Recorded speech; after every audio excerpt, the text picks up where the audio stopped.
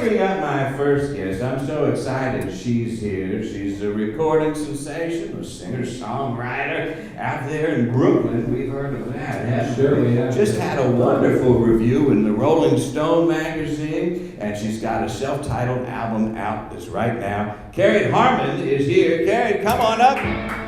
Oh, you're over there. Oh, my goodness. Grab that. Make me ready to turn it on. Let's see how things are going. There you are. Cariad, how are you? I'm good, thank you. How are you? I'm doing great. I'm doing really, really great.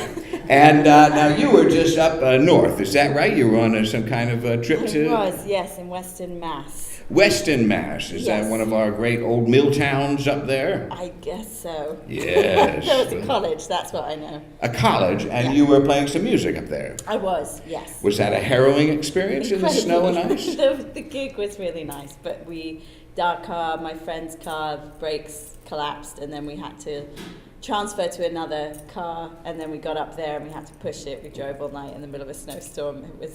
It was pretty intense. The life of an entertainer is romantic, isn't it? Yeah, it is, yes. Pushing cars and things. Yeah. Is that what you thought you were going to be doing? No. No, and you grew up, of course, out there in, because I have an ear for this kind of a thing, ladies and gentlemen. You grew up in England? Yes, I did. Yeah, I thought so. Specifically where? In London. London town, as we call it, and I'm sure you do too, and enjoy. We call it London Town. London town? Yeah, London Town. I like that. And, I was probably there the last time in London town. That's like you've had a couple at the pub, haven't you? Yeah. I'm in London town. But I was last there, the British every now and again have a moment here in the U.S., and we all get very excited about it, and Elizabeth Hurley and that kind of thing, and Liam Gallagher, and we just go nuts for the whole crew. And this would probably have been the 90s or so. I headed over there. Have you ever heard of a place called the Blue Note Club? I have heard of Blue Note, yes. The Blue Note. Did you spend some time down there? I have not in London, no. I wasn't that interested in jazz when I lived in London. It was a jazz club? The Blue Note, yeah. Maybe I'm thinking of Or maybe something this else. is something, maybe... Because I tell you, there was a lot of water drinking and hugging going on down there when I was around. So this is wonderful. Look at all the water. And then why are everybody so friendly? Oh, well, yes. Kind of a lot of Goldie was playing on the high five. Right, yeah. Yes, you know him. I do, not personally. Yeah, but you know who I'm talking yes. about. So I was pretty big into the dance scene, I guess is what I'm trying to tell you. But you had some wild times in London, is that true? I did, yeah. Were you playing music on the street? On the street. I mean, busking, that kind of a thing. No, not so much. Good for you. Stay indoors. It rains a lot in London. Yes.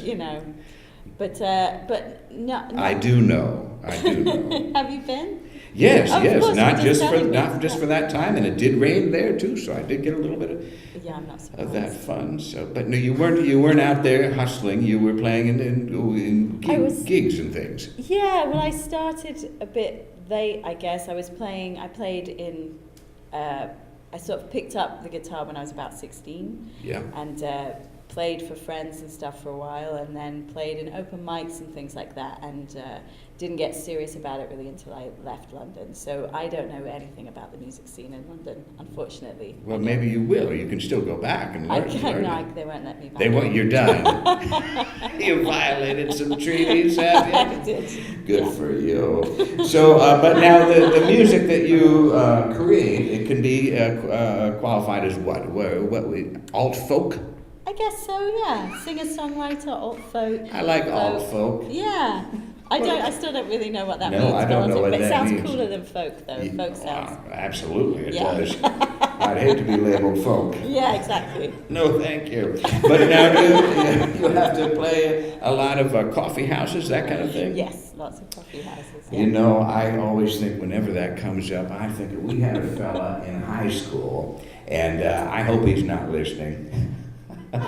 Chances are good. But anyhow, anybody lives. But the point is, you're a podcast fan too, is that? I am, yes. What's that like? It's fascinating. Never met one. But anyhow, we had this guy in high school, and boy, the places we used to go. A lot of yellow paint and stale carrot cake and green tea, and listen to this guy play his music, and I was all so earnest, and you just wanted to throw yourself off a bridge. But I never asked my audiences to be in anything less than a top-notch basement. So, that's wonderful. But and where are you playing around town now? How long ago did you move to Brooklyn? I guess about 8 years ago, something like that, or to New York. I lived in Manhattan for a little while, but for about 8-9 years ago, something like that. 8 or 9 years ago. What was the scene like then? Did it embrace you? Well, I came from Boston. I went to school in Boston for 3 years. Yeah, I wasn't crazy about Boston. Nobody is. But then I moved. Somebody here is. I got a little pushback on that. But yes. And then I moved here, and I had a bunch of friends from the music school that I went to in Boston who were here. So we sort of all came up together, which has been nice. That's great. Yeah. That's wonderful. And you're hustling gigs now? You're playing all over the place? Yes. I'm trying to. Yeah, a lot of different places in the Northeast. Now, I saw you on a television program that's available online that was called Alive with Clive. Oh, yes. Now, if nothing else, if you take nothing else away from this program, ladies and gentlemen, I want you to go and watch every episode of Alive with Clive, which is a television show that promises you will multiply your magnificence. You will. I believe is what the graphic says. And he's probably the least alive person I've ever seen. He's a sweet fella. But he has the kind of, he's a bald, not the cool, I've got so much testosterone and just punched out through a hole in my head bald, but like a perfect circle bald, but like the like bald wig that you'd buy at a party store kind of a wig, isn't it? I don't want to say. He's a lovely man, and I hope you check it out. But was that a fun experience going on that show? It was. I lost my guitar on the train on the way up there, so it was an intense experience. Yeah, and I got it back as well. Did he have one there? He did. His other guest lent me their guitar, and then I had to go back to Grand Central and pick up my guitar from the station guys who had held it for me, because I went into their booth in a panic with tears in my eyes, saying I'd left the most expensive thing I had on the train. My so it was exciting. It was exciting. Yeah. And then yes. Yeah, and then I went and played some songs for Clive. And then you did it, knocked him off the stool. Because he sits on a stool perch the whole time. And go look it up. I'm telling you, it's worth it. But now you found Brooklyn to be okay. You feel at home here. You have dreams of California. One of your songs, you have some songs that may be a little critical of New York. Yeah. Wicked Town, and California is kind of about a relationship to California.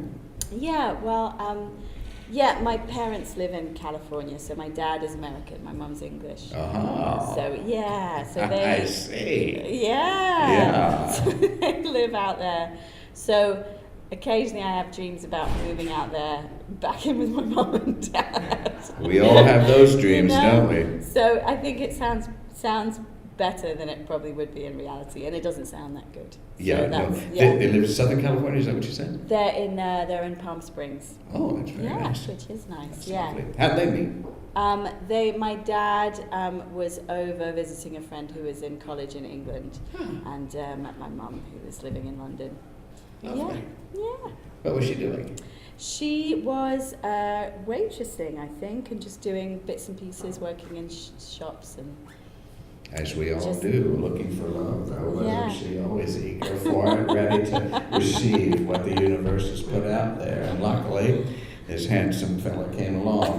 Well, that's great, and your album is self-titled, which I think is a really strong move. I put out an album of some songs as well, and it's entitled Sad Desktop Patterns, which did not do as well as I thought. But then I thought the next album that I'd do, which is about municipalities dealing with weather, is called Raise Plow, which I think is going to be great for all the free advertising that you get. Whenever you see that raised plow sign, you think, oh, that's the fella that always is, singing his music over the guitar player and never letting the guitar player have a word. And, it's just so fantastic. I love raised plow. Oh my gosh, I want to get a bootleg raised plow album on eBay, and then they'll fly away on their Google trainers. Sounds like a plan. I said trainers. Oh, you did. Thank For you, yeah. Because here we call them sneakers. Because we're always sneaking around, aren't we? Around the gym or the track, whatever it is. We can't stop sneaking. We love it. But you're always in training for something. What is it that you're training for? I don't know. Nobody tells us. Well, I hope you get there. And the album, people can buy it. You got some gigs coming up? Yes, yeah. You can buy my album online or at a show. And my next show is April 14th at Rockwood 3, which is downstairs. It's part of a radio thing called On Your Radar. It'll be fun. On Your Radar at Rockwood. Yes. Music Hall. Yes, exactly. Not downstairs here. People will Not be disappointed. downstairs here. Yeah. No, don't come here. Okay, well, good. And do you have a website? I do. Yeah. Good for you. I do.